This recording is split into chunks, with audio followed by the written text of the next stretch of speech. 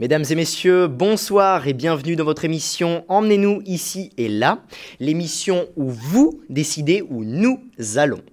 Le sondage de cette semaine opposait la mer à la montagne et il a été remporté à 51% par la montagne. Pour 102 votants à noter. La question était donc de savoir sur quel massif nos reporters allaient-ils pouvoir se poser, les Alpes ou les Pyrénées. Réponse à sens unique, puisqu'à 75% des voix, les Alpes ont été votées. C'est donc en passant d'Annecy au Carreau d'Arrache, petit village de 1823 habitants, que nos reporters sont partis passer la semaine. Une semaine à la montagne en avril, un reportage de Margot Duroy, Lucas Barbier et Romain Bénard.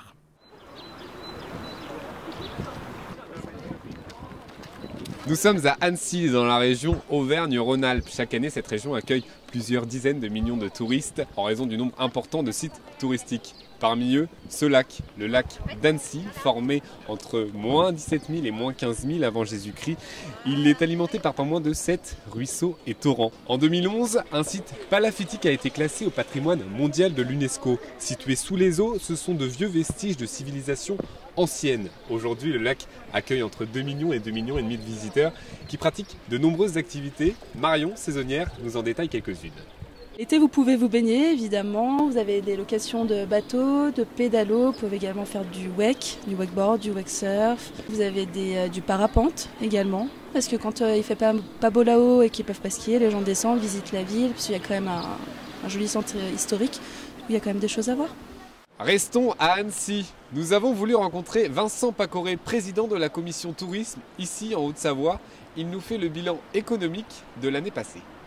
Vincent Pacoré, bonjour. Bonjour. Merci d'avoir accepté notre invitation. Alors on est sur le fabuleux lac d'Annecy qui accueille chaque année, je crois, entre 2 millions et 2,5 millions de visiteurs. Sur la saison hivernale, combien accueillez-vous de personnes? Alors, 2 personnes exactement, je pourrais pas vous dire, mais en tout cas, on est un des premiers départements touristiques en France, car on a un tourisme de saison. Été, hiver. On a une légère petite baisse de la fréquentation sur les remontées mécaniques pour cette année par rapport à la saison dernière, mais essentiellement dû à des conditions météo qui n'étaient pas forcément favorables. Est-ce que vous n'avez pas peur qu'il y ait de moins en moins de neige et que du coup il y ait moins en moins de touristes? Comment accueillir les touristes, toujours accueillir autant de touristes sans pour autant qu'il y ait autant de neige?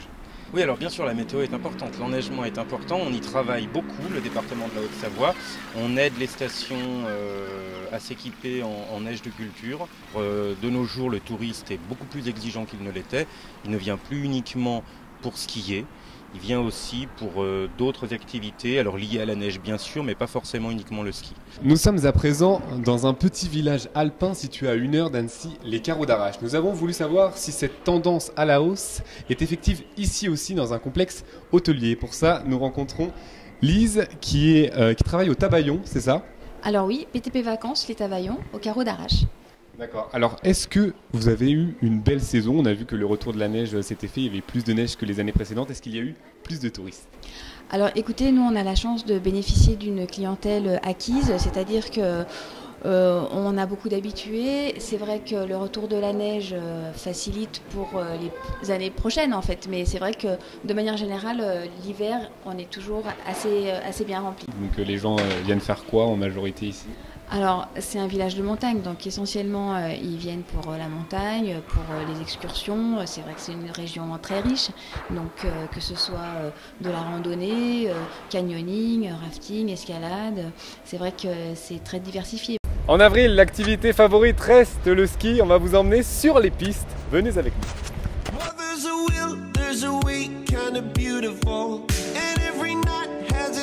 Il y a eu plus de monde cette année du coup avec le retour de la neige ou... Oui, un peu plus quand même. J'ai une bonne saison. cette bonne saison. Et quels sont les avantages à skier au mois d'avril? Il n'y a personne sur les pistes, je pense. Le forfait est moins cher. Et nous, on est peut-être plus détendus. Détendu, oui, comme mois de février.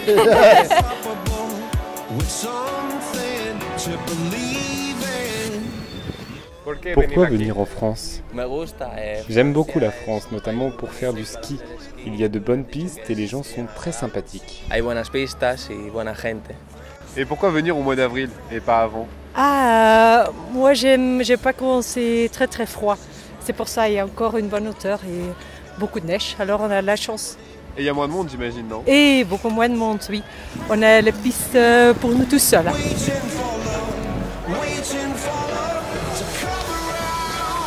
Ce qui est bien en avril, c'est qu'il y a moins de monde sur les pistes, moins de monde pour le trajet.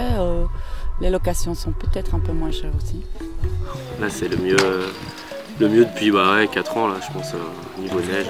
On en a pris, en cumulé, je ne pourrais même pas dire, mais en haut de la tête d'essai à 2100, là. Il y a encore presque 4 mètres, 3,60 je crois.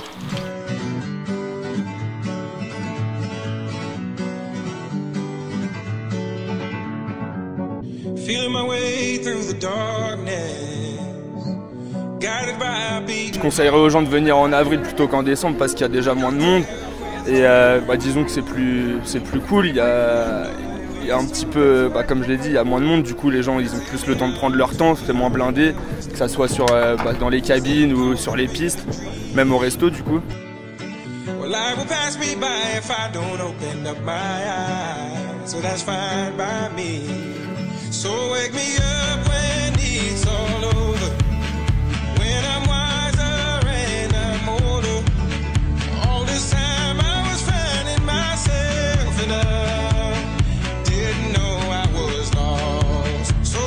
C'est une période que nous on conseille, d'abord par rapport au prix.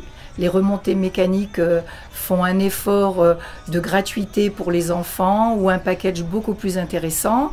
Nous-mêmes, tous les magasins de sport, nous arrivons donc en fin de saison, donc nous faisons des remises conséquentes jusqu'à des fois entre 20 et 30%.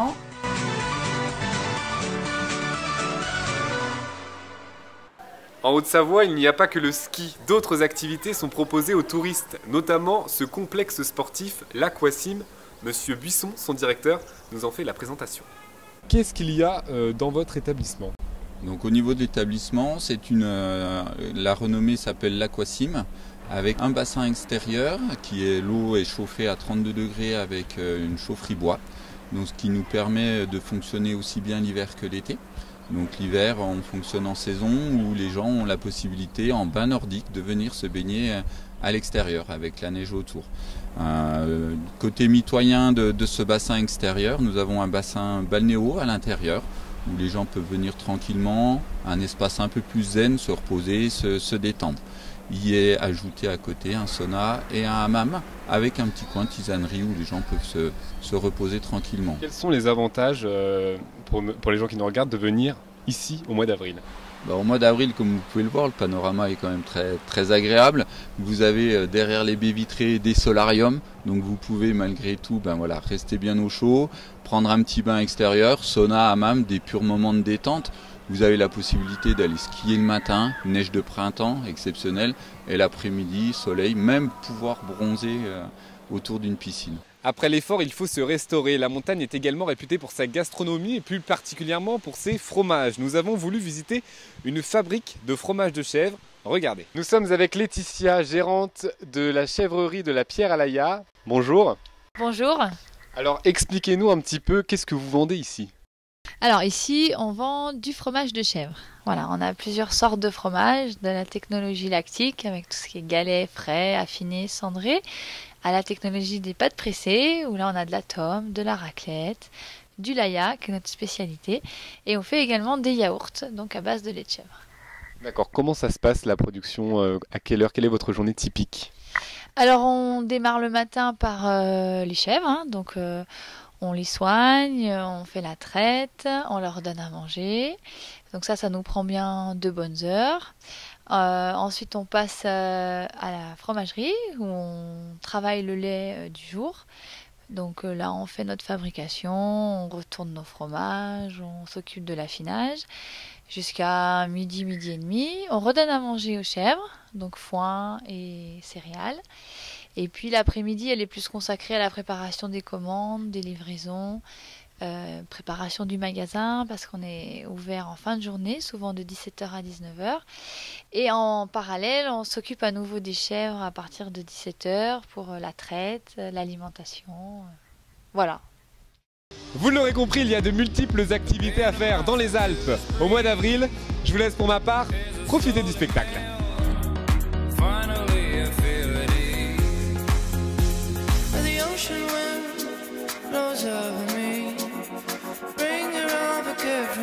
Et voilà, votre émission est maintenant terminée. Merci d'être toujours si présent et merci d'être toujours plus à nous regarder et à interagir avec nous via le hashtag Eniel, E-N-I-E-L. N'hésitez pas non plus à nous suivre via les réseaux sociaux. Bonne soirée et à bientôt.